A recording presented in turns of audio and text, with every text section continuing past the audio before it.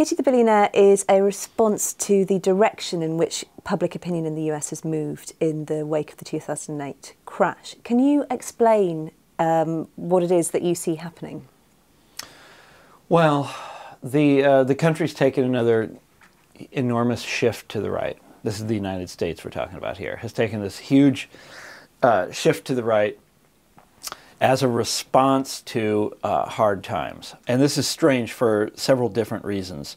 Primarily because the hard times were brought on by excessive zeal of the last round of conservatives. And second of all, because this is historically the opposite of what Americans do at moments of hard times, like in the Depression. The country did the opposite, sort of swung pretty dramatically to the left. This time, it's shifted itself once more to the right. And why? Why do you think this has happened? Well, that's the great mystery, right? That's what I try to explain in the book. The right responded to the financial crisis and the bailouts and the sort of economic catastrophe of 2008 and 2009. The right responded to all of that stuff in a really compelling way, and they responded really quickly. They showed up right away with a protest movement, a sort of, jerry-rigged protest movement that they had dreamed up, and it caught on. And so for the first 3 years after the financial crisis, they were the only sort of game in town. If you're interested in discontent, if you were angry about the economic situation, they were the only game in town. I suppose the question is then, why is it that the Republicans have owned the message of the bailouts? They've come out and they've said, this is what we need to do, and basically what they've said is what we need to do is more of the same, but more of it and more seriously, less regulation. That's what's got us into this problem. That's right. Which would appear to be a complete sort of 180-degree flip of the actual facts of the matter. Why haven't the Democrats come back and given us an alternative message to Well, first, what we need to do first is nail down that they actually did this, because it's so strange, okay? So you know what the answer is if you've read the sort of literature on the financial crisis. And you remember a couple of years ago, there was all these books that came out about this. I mean, they still are, for all I know.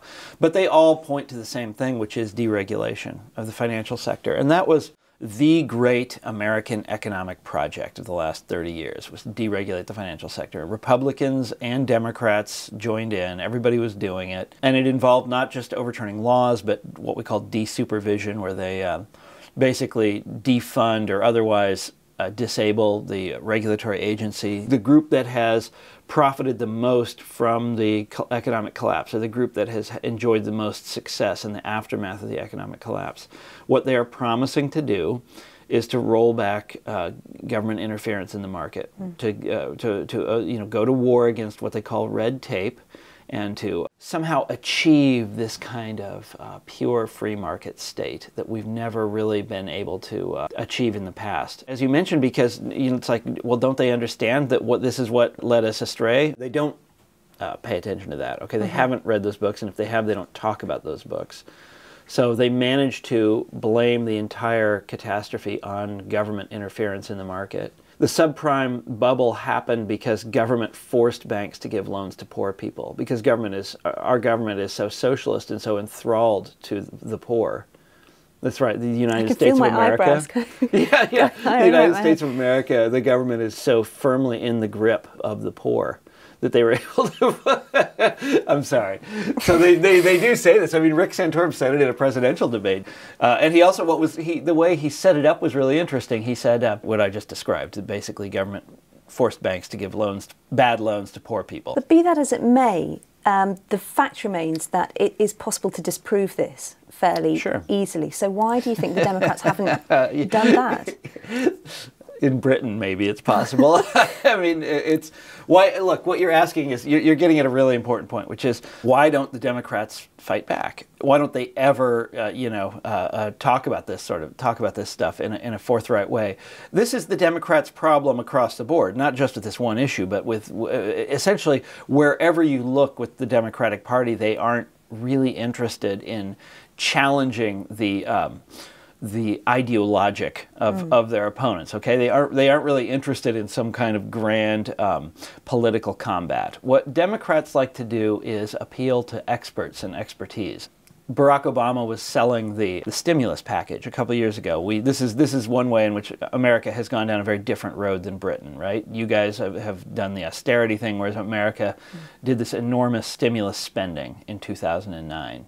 This is one of the things that the Republicans complain about the most, deficit spending. It drives them crazy. You know, how can he do this when we're in a recession? And the funny thing is, he never answered that critique. He never said, well, this is what you're supposed to do when the economy is in the tank. He never went out and actually gave us, fought for the idea of it.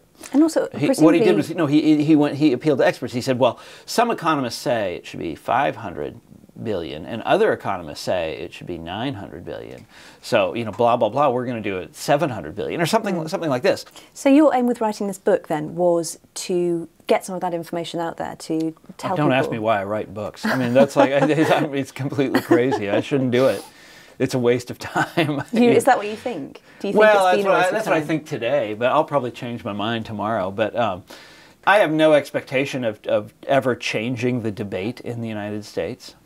So why not? Because I never have. Okay.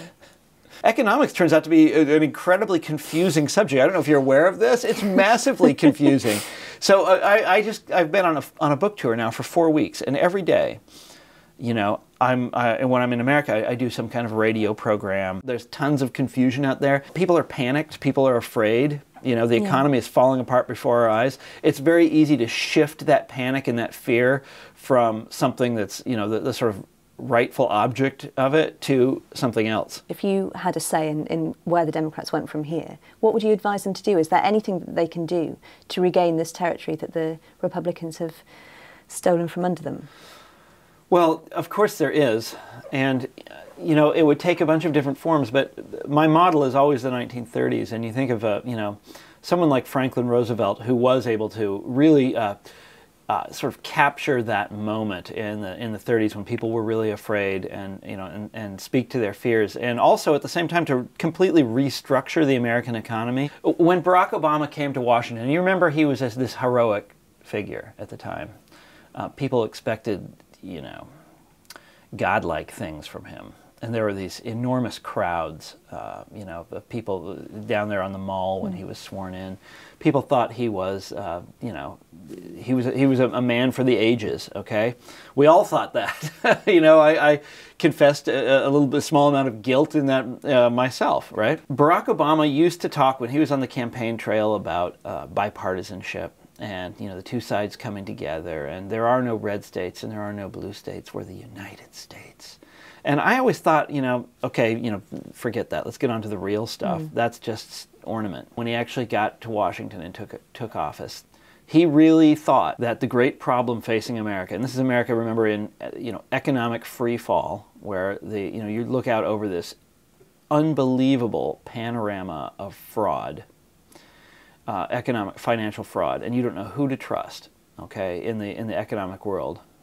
Everybody has been ripping everybody else off for years, it turns out. Okay, and he comes to Washington and he thinks the real problem is that the two parties are not civil, okay, that they fight with each other. Partisanship, that's the problem. I'm sorry. You have to have a sense of humor about all this because it's so ridiculous. His great solution was to continue the Bush bailout program. He just accepted that completely in the noblest spirit of statesmanship or some such bullshit. But this is really the ace in the hole that is held by the Tea Party movement and by the right generally. It's inconceivable what happened, that these people drove the economy off a cliff and then got bailed out, and the right is able to use this as their trump card, which they play in whenever they get into any kind of a jam. Despite the fact that there was a Republican administration that introduced it. Aha! Very clever that you know that. You know how they get out of that? I think it was on the news. Guess how they get out of that. Guess how they get out of it. Have you ever thought about how they get out of that? Out of that incredibly difficult situation? By saying George W. Bush is not a real conservative.